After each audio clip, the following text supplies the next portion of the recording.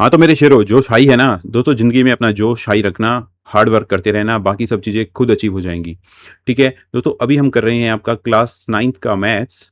आपकी new NCERT आ चुकी है जो है आपकी गणिता मंजरी, और यह है आपका गणिता मंजरी का चैप्टर 7 जो है आपका प्रोबेबिलिटी। ठीक है, और प्रोबेबिलिटी के सभी कॉन्सेप्ट्स और एक्सरसाइज 7.1 की वीडियो ऑलरेडी सेम प्लेलिस्ट में आ चुकी है, वो आप ज़रूर देखिए। आपके सभी क्वेश्चन उससे ही सोल्व हो जाएँगे, जो कॉन्सेप्ट वाली वीडियो है उसको देखने से ही आपके क्वेश्चन सोल्व हो जाएँगे। फिर भी गाइडेंस के लिए आपको सभी एक्सरसाइज़ यानी कि एक्सरसाइज 7.1 से लेके 7.1 से लेके 7.4 प्लस आपकी जो end of the chapter exercise है, वो भी आपको सेम प्लेलिस्ट में मिलेगी। तो चलिए दोस्तों स्टार्ट करते हैं क्वेश्चन नंबर 1 से।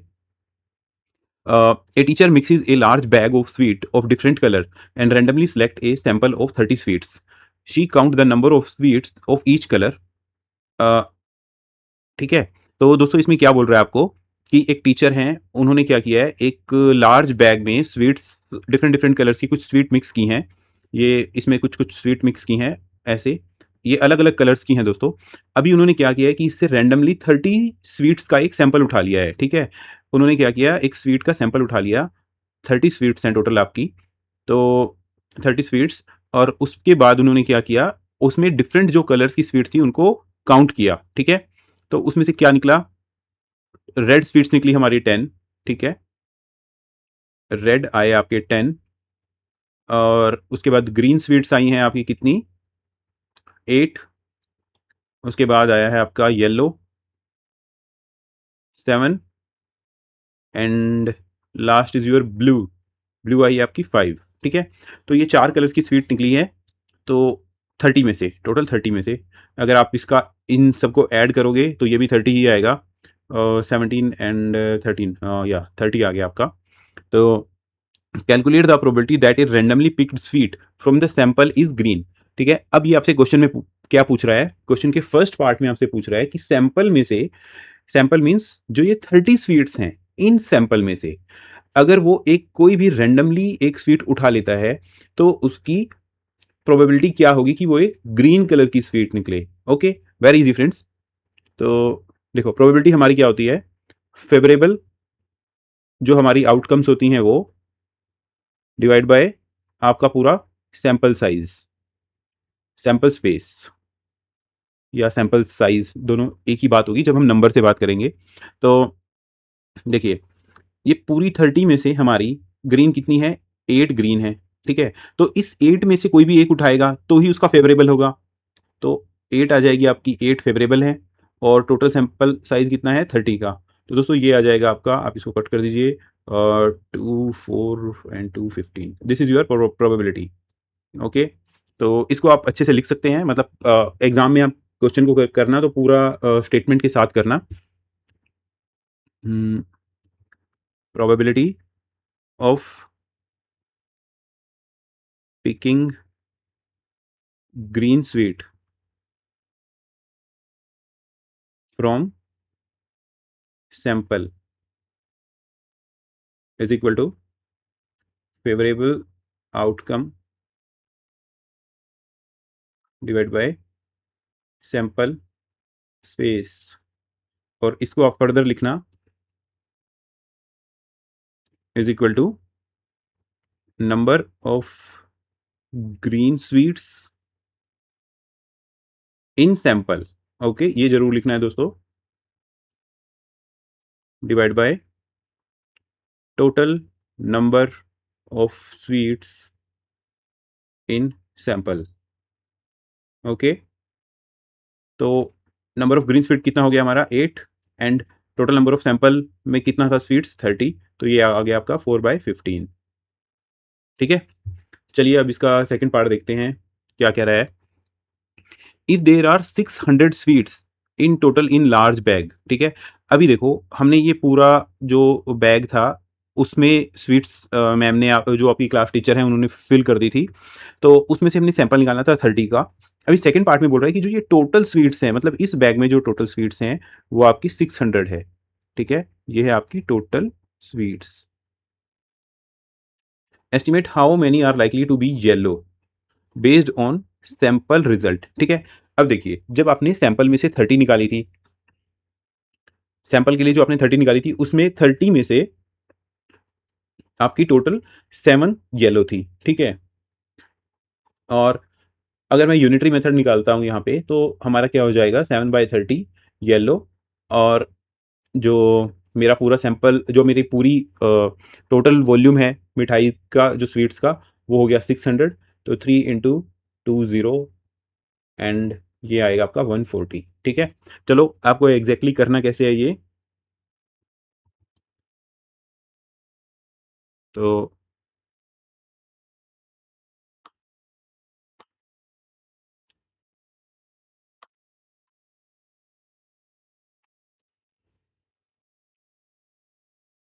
ठीक है, तो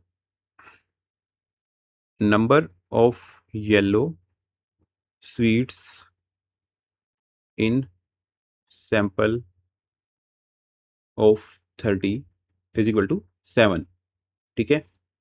अब आप यहाँ से यूनिटरी मेथड भी निकाल से भी कर सकते हैं, बट जस्ट बिकॉज ये आपका प्रोबेबिलिटी का चैप्टर है, तो आपको प्रोबेबिलिटी से ही करना है ये। प्रोबेबिलिटी, दोस्तों मैं प्रोबेबिलिटी को सिर्फ प्रोब से लिखूंगा पूरे चैप्टर में। प्रोबेबिलिटी ऑफ एनी स्वीट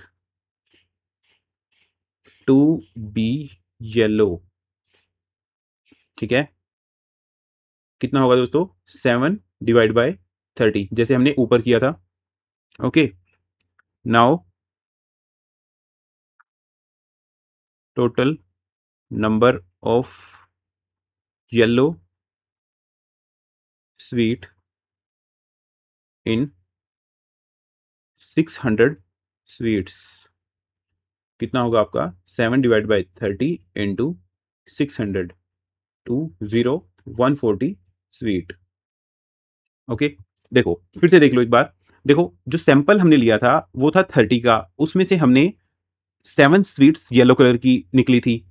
अब हमारे पास क्या है, हमने प्रोबेबिलिटी निकाली है कि अगर कोई भी इस 30 में से कोई भी एक स्वीट मैं उठाता हूं, तो उसकी प्रोबेबिलिटी येलो कलर के होने की कितनी होगी, वही 7/30।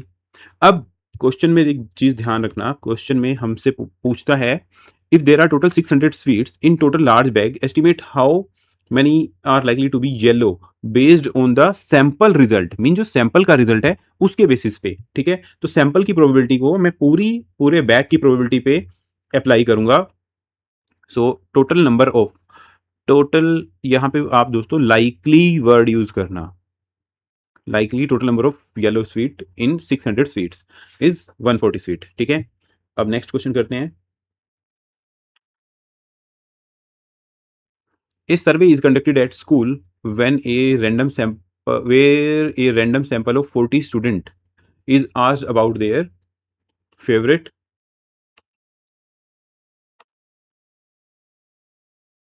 फेवरेट क्लब्स, ठीक है? दोस्तों स्कूल में कोई क्लब्स बने हुए हैं अलग अलग, और 40 स्टूडेंट्स से हमने पूछा उनकी चॉइसेस। तो 14 स्टूडेंट्स ने बोला कि उनको साइंस क्लब पसंद है, 11 स्टूडेंट ने बोला कि उनको आर्ट क्लब पसंद है, 9 स्टूडेंट ने बोला कि स्पोर्ट्स क्लब पसंद है, और 6 स्टूडेंट ने बोला कि भाई हमें डिबेट क्लब पसंद है, ठीक है? सो अकॉर्डिंग टू क्वेश्चन क्या है आपका, sample size is equal to 40, और 40 में से हमारे देखो साइंस क्लब के बच्चे कितने हैं, 14, आर्ट क्लब के हैं हमारे पास 11, और स्पोर्ट्स क्लब के हैं हमारे पास 9, एंड डिबेट के हमारे पास 6, ठीक है? आप इसको ऐड करोगे तो 40 आ गया आपका। सो अब ये कहता है assume there are 800 student in whole school, ठीक है? जैसे पिछले क्वेश्चन में आपको टोटल नंबर ऑफ स्वीट दिया हुआ था 600, तो इसमें आपको दिया है टोटल नंबर ऑफ स्टूडेंट है आपके 800, ठीक है? Total number of student in school is equal to 800, okay? What is the probability that a randomly chosen student from the sample prefer the art club? Okay, अब देखना, आपने question में ये आपको हमेशा ध्यान से पढ़ना है कि जो वो प्रोबेबिलिटी पूछ रहा है या जो नंबर ऑफ स्टूडेंट पूछ रहा है वो फ्रॉम द सैंपल पूछ रहा है या वो फ्रॉम द होल स्कूल पूछ रहा है, ठीक है। तो चलिए फर्स्ट क्वेश्चन में वो आप पूछ रहे हैं सैंपल में से, ठीक है। तो देखिए ये पूछ रहा है आपका आर्ट क्लब के स्टूडेंट कितने हैं दोस्तों हमारे पास 11, ठीक है। और सैंपल साइज कितना है हमारा 40 का। तो आप इसका डायरेक्टली आंसर कर सकते हैं 11/40, ठीक है। तो आपको इसको एग्जाम में कैसे करना है, प्रोबेबिलिटी ऑफ ए स्टूडेंट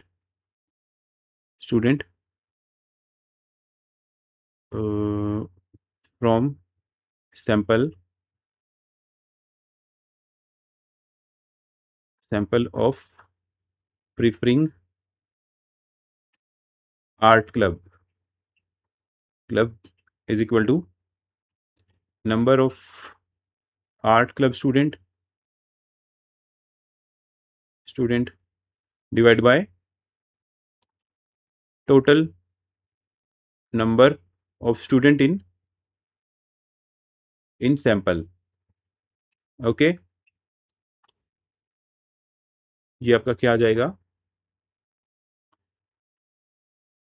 ये आपका आ जाएगा फ्रेंड्स 11/40। ये आपका आ गया फर्स्ट पार्ट का आंसर।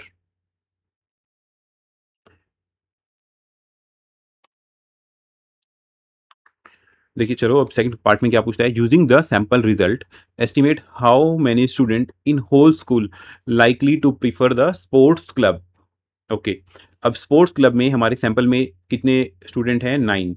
तो यहाँ पे हमारे किसी भी एक स्टूडेंट की प्रोबेबिलिटी क्या हो जाएगी, 9/40।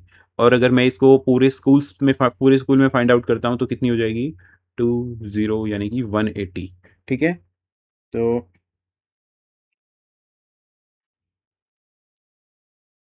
चलिए इसको देखेंगे कैसे करना है एग्जाम में।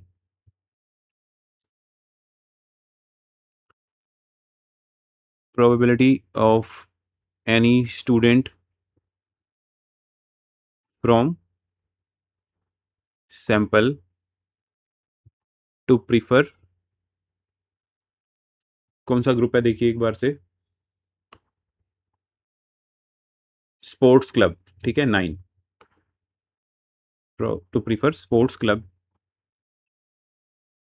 इज इक्वल टू 9/40, ठीक है। नाउ नाउ सेम आपको लिखना है ऊपर बिल्कुल, now probability of any, no अभी आपको प्रोबेबिलिटी नहीं लिखना है दोस्तों, क्योंकि ये पूछ रहा है एस्टिमेट हाउ मेनी स्टूडेंट्स, ठीक है। सो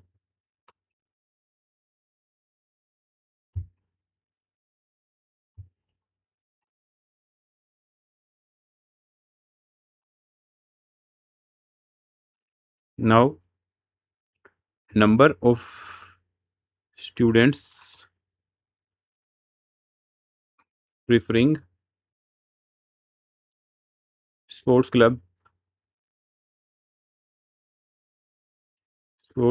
club in whole school is equal to 9/40 into 800, 180 student. Okay friends, हो गया ये आपका। तो सेकंड क्वेश्चन आपका हो चुका है फ्रेंड्स। अब देखते हैं हम थर्ड क्वेश्चन को। थर्ड क्वेश्चन में बोलता है toss a coin and record the result each time head और टेल। दोस्तों जब भी हम एक कॉइन को टॉस करेंगे तो उसका हमारा एक ही मीन्स दो ही उसका हमारा रिजल्ट आ सकते हैं, या तो हेड आ सकता है या फिर हमारा टेल आ सकता है, ठीक है। तो सैंपल स्पेस हमारा ये बनता है, how many times did you gate head. अब फ्रेंड्स ये आपको एक्चुअल में करके देखना चाहिए, ये आपका एक्सपेरिमेंटल प्रोबेबिलिटी का बहुत अच्छा क्वेश्चन है, तो आप इसको करके देखिए। तो मैं आपको यहाँ पे कुछ वैल्यूज़ बताता हूँ। मैंने इस एक्सपेरिमेंट को खुद से किया। एक कॉइन लेके आपको टॉस करना है। तो मेरा इसका आया है नंबर ऑफ हेड्स मेरे आए हैं 20 में से कितने आए मेरे, 11, ठीक है। Second part, how many times did you get tail, number of tails कितने हो जाएंगे, 9, ठीक है। Calculate the experimental probability of getting heads, ठीक है, ओके। सो एक्सपेरिमेंटल प्रोबेबिलिटी ये होती है दोस्तों कि हमने जितनी बार ट्रायल किया और उसमें से जितनी बार हमारे पास जो हमारा आउटकम, हमारी प्रोबेबल आउटकम, जो हमारी फेवरेबल आउटकम है वो कितनी बार आई। देखो अब यहाँ पे मैंने टोटल एक्सपेरिमेंट किया था 20 टाइम्स, ठीक है। तो एक्सपेरिमेंटल प्रोबेबिलिटी का आप पहले फॉर्मूला लिखना कि number of times favourable event occurred, okay, divide by total number of times experiment performed, okay. ये दोस्तों कुछ नहीं है, ये मैंने आपको कॉन्सेप्ट्स वाली वीडियो में बहुत अच्छे से बताया हुआ है पूरा, एक्सपेरिमेंटल प्रोबेबिलिटी का क्या कॉन्सेप्ट है। तो देखिए अगर हमारा 11 बार हेड आया है तो ये हमारा, अगर हमें हेड की प्रोबेबिलिटी निकालनी है, ये क्या पूछ रहा है, हेड की प्रोबेबिलिटी, तो हमने टोटल कितनी बार एक्सपेरिमेंट किया और उसमें कितनी बार हमारा हेड आया। तो टोटल मैंने 20 टाइम्स किया, उसमें से मेरा 11 बार हेड आया। अब दोस्तों आप इसको एक्चुअल में अपनी रियल लाइफ में करके देखेंगे तो सबका ये आंसर अलग अलग आएगा, ठीक है। अब देखिए, if you toss a coin once more, what is the probability of getting tail, ठीक है। अब ये यहाँ पे दोस्तों थोड़ा क्लेवर क्वेश्चन हो जाता है। देखिए जब भी आप किसी भी कॉइन को या डाइस को जब भी आप टॉस करते हैं, तो जो आपकी पास्ट की आउटकम होती है, जैसे कि अगर मैं बोलूँ कि पहले हेड आया, फिर हेड आया, फिर हेड आया, तो जैसे आपके मन में आएगा कि यार अब 3 बार हेड आ चुका है तो इस बार तो इस पे टेल आना चाहिए। लेकिन ऐसा नहीं होता है, वो हेड भी आ सकता है और वो टेल भी आ सकता है, वो दोनों में से कुछ भी आ सकता है। मीन्स जो हमारा जो कॉइन होता है उसकी कोई खुद से मेमोरी नहीं होती, ठीक है। और इसको हम एक बहुत अच्छा कॉन्सेप्ट है इसके लिए, गैम्बलर फैलेसी, ठीक है। तो ये भी आपका मैंने कॉन्सेप्ट वाली वीडियो में अच्छे से समझाया है। इसमें क्या लगता है कि जो बंदा अपना गैम्बलर होता है उसको लगता है कि इस बार आउटपुट चेंज हो जाएगी, इस बार जो आउटकम है वो चेंज हो जाएगी, बट वो सिर्फ उसका भ्रम होता है, वो कुछ भी हो सकती है।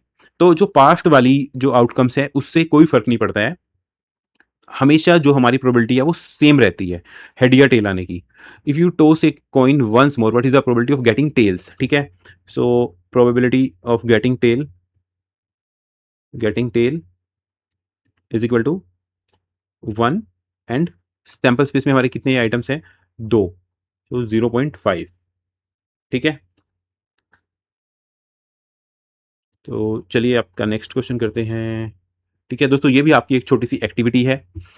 सो ये क्या कहता है इसमें, toss A paper cup air into the air 100 times. ये एक पेपर कप है दोस्तों जिसमें हम चाय पीते हैं, या डिस्पोजेबल कप हमें मिल जाएगा कहीं से। इसको आपको 100 टाइम टॉस करना है हवा में, और after each toss whether the cup land on it's bottom, means वो अपनी बॉटम पे लैंड करता है या वो अपने टॉप पे लैंड करता है, या फिर वो साइड में ऐसे गिर जाता है, ठीक है। तो ये हमारा टॉप हो गया, ये हमारा बॉटम हो गया, और ये हमारा साइड वेज हो गया। आपको ये नंबर नोट करने हैं कि कितनी बार आएगा। Assign probability to the outcome by using experimental probability, ठीक है। तो सॉल्यूशन कितना है, क्या होगा इसका, दोस्तों ये आपको करके ही देखना पड़ेगा, ठीक है। मैं आपको इसकी अपनी वैल्यूज बताता हूँ। So out of total 100 times toss the cup lands as follow, ठीक है। तो इसमें आपका आएगा बॉटम, टॉप एंड साइडवेज, ठीक है। बॉटम में कितनी बार आया, तो एक वैल्यूज मैं आपको रैंडम वैल्यू दे रहा हूँ। बॉटम पे 10 आ गया, और मैंने जब टॉप पे किया तो उस टाइम ये 30 टाइम्स इस पे आ गया आपका, और 60 टाइम्स ये आपका साइड वाइज गिर गया। अब अगर आप इन तीनों को जोड़ोगे तो ये 100 आना चाहिए, ठीक है। तो अब अगर आपको इनकी प्रोबेबिलिटी निकालनी है, एक्सपेरिमेंटल प्रोबेबिलिटी निकालनी है, तो एक्सपेरिमेंटल प्रोबेबिलिटी ऑफ बॉटम, ठीक है, क्या हो जाएगी आपकी, 10 डिवाइड बाय टोटल कितनी बार आपने एक्सपेरिमेंट को किया है, 100, ठीक है, यानी कि 1/10, ऐसे ही experimental probability of top is equal to 30/100 is equal to 3/10 और experimental probability of side way 60/100 is equal to 6/10। ठीक है, तो वो छोटी सी एक्टिविटी आप इसको कर सकते हैं। ओके, नेक्स्ट क्वेश्चन है दोस्तों आपका question number 5, what is the probability of getting an even number while when rolling a fair 6 face dice. ठीक है दोस्तों, एक डाइस होती है आपकी, डाइस के आपके 6 फेस होते हैं, टोटल 6 फेसिस होते हैं और हर फेस पे आपका एक नंबर होता है 1 2 3 4 5 6। एक्चुअली डॉट होते हैं उस पर, लाइक 1 डॉट, फिर 2 डॉट, फिर आपके 3 डॉट, फिर आपके 4 डॉट, फिर आपके 5 डॉट, फिर आपके 6 डॉट। ठीक है, तो नंबर होना और डॉट होना एक ही बात है आपका। तो अब क्या कहता है कि इवन नंबर आने की प्रोबेबिलिटी कितनी है। ठीक है, तो दोस्तों पहले हम इसका सैंपल सैंपल स्पेस निकालते हैं। सैंपल स्पेस का मतलब होता है हमारा कि अगर मैं डाइस को रोल करूं तो मेरी क्या क्या आउटकम आ सकती हैं। ठीक है, तो 1 आ सकता है, 2 3 4 5 6। ठीक है, तो अभी दोस्तों इसमें से मेरी इवन वैल्यूज क्या क्या है, 2 4 एंड 6। ठीक है, so even values are 2 4 and 6। So probability हमारी क्या हो जाएगी दोस्तों, favourable outcome divide by sample space. Okay, so ये आ गया 3 और ये आ जाएगा हमारा 6, यानी कि 1 2 3 इवन नंबर और टोटल नंबर कितने हैं, 6 हैं, तो ये आ गया 1/2 इज इक्वल टू 0.5। ठीक है दोस्तों, ये क्वेश्चन हो गया आपका 5। अब नेक्स्ट एंड लास्ट क्वेश्चन है आपका क्वेश्चन नंबर 6। ठीक है, अब ये कहता है कि आपने फिर से एक डाइस रोल की है। Suppose you roll a 6 face dice 12 times. ठीक है, सो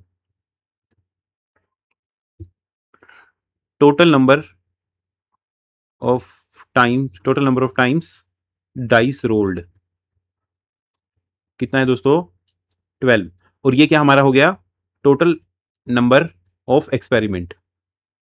ठीक है, and get three three times, मतलब जो मुझे 3 आया है वो 3 बार आया है। ठीक है, सो नंबर ऑफ टाइम्स 3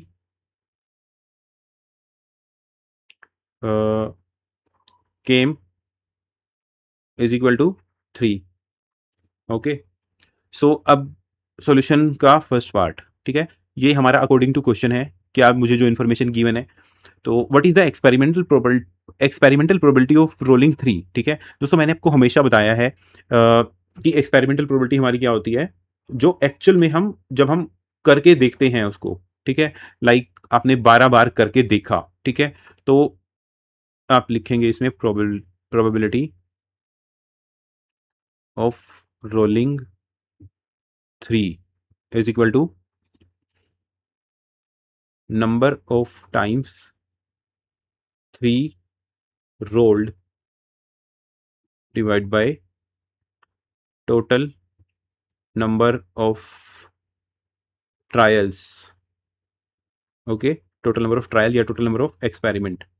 ठीक है, so number of times 3 rolled कितनी बार आया है, 3 ही बार आया है ये, और टोटल नंबर ऑफ ट्रायल्स कितने हैं, 12। तो ये आ गया 1/4, 0.5, ओ 0.25, 0.25।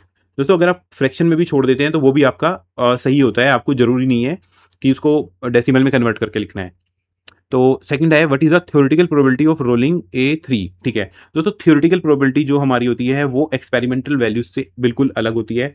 उसमें हम ये मानते हैं कि हर फेस के आने की प्रोबेबिलिटी इक्वल है। ठीक है, so theoretical probability of rolling three कितनी होगी फ्रेंड्स, देखो हमारे पास सैंपल स्पेस क्या होता है, सो आप लिख सकते हो favourable outcomes, favourable outcome divide by sample space. Okay, और सैंपल स्पेस हमारा क्या है? सैंपल स्पेस है हमारा 1 2 3 4 5 6, ठीक है। ओके, और फेवरेबल आउटकम क्या है? फेवरेबल आउटकम हमारी सिर्फ 3 है, यानी कि 1 आउटकम हमारी फेवरेबल है, तो ये आएगा 1 डिवाइड बाय 6। ओके, तो देखो दोस्तों अभी कितना फ़र्क आ गया है आपका। एक्सपेरिमेंटल प्रोबेबिलिटी की वैल्यू आई है आपकी 1/4 और थ्योरेटिकल की वैल्यू आई है 1/6, ठीक है। अब ये क्वेश्चन में एक लास्ट बात पूछता है आपसे, why might these probability be differ, ठीक है। सो ये दोनों प्रोबेबिलिटी अलग-अलग क्यों है? थ्योरेटिकल प्रोबेबिलिटी अलग क्यों है और एक्सपेरिमेंटल वैल्यूज़ अलग क्यों हैं आपकी? What would ex what would you what would you expect to happen if you roll a dice 60 times, 600 time and 6000 times, ठीक है। तो दोस्तों एक लॉ है आपका, लॉ ऑफ लार्ज नंबर, ठीक है। Law of large number of large number, ठीक है। ये कॉन्सेप्ट वाली वीडियो में मैंने आपको बहुत अच्छे से समझाया है, ठीक है। इसमें क्या होता है, when number of trials increase, when trials increases, then experimental probability approaches to theoretical probability, ठीक है। सो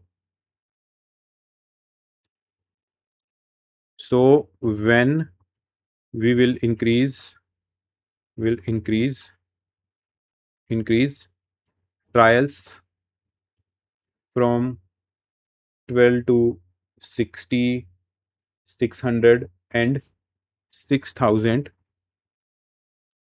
the experimental probability will be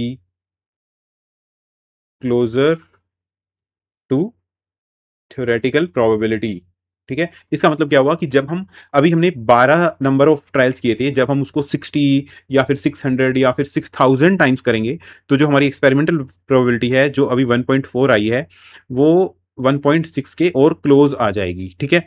और एक चीज इसमें और पूछता है आपसे कि वाई दीज प्रोबेबिलिटी डिफर, ठीक है। देखो ये क्वेश्चन का ये पार्ट रह गया है, why might these probabilities be different, ठीक है। तो इसका आंसर भी आपको लिखना है।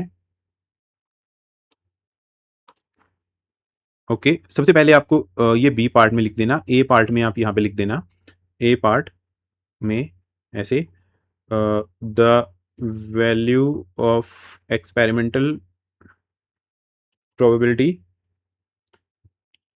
एंड थ्योरेटिकल प्रोबेबिलिटी आर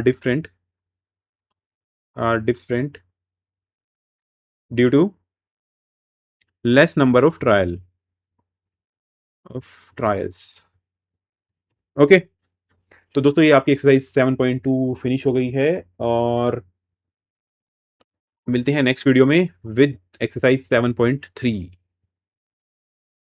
दोस्तों पढ़ते रहिए, अपना स्मार्ट वर्क, हार्ड वर्क जो भी आप समझते हैं वो करते रहिए और अपनी लाइफ में सक्सेसफुल होने की प्रोबेबिलिटी को बढ़ाते रहिए।